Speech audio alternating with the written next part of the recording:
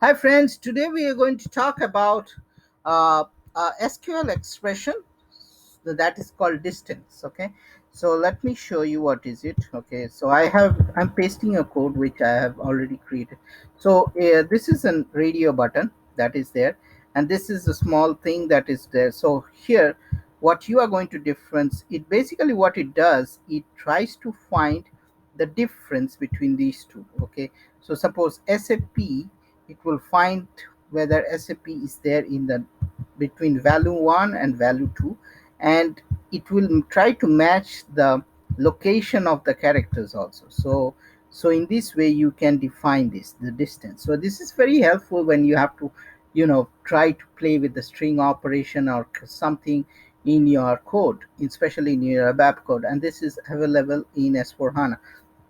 So here I am just giving another example, SPUI5 and SPVC, where these two will ideally return 2, and this one will return 0 because it's matching, and this one will return 3 because nothing is matching.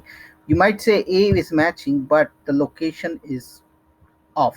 Okay, so this is the way you define it. I'll mention it in the video, in the description of the video.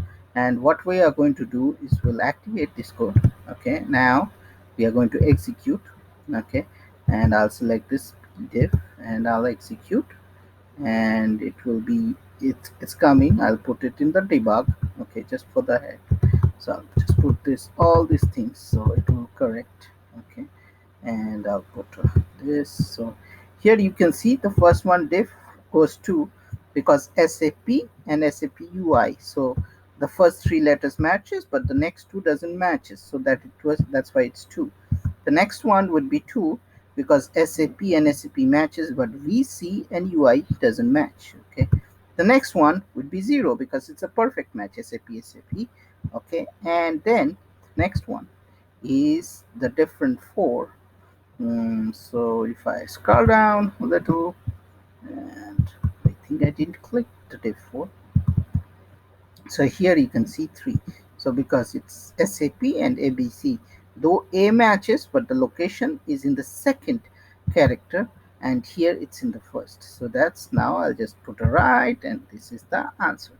So this is very helpful, and you can do all your string operation and all those things through this new SQL expression.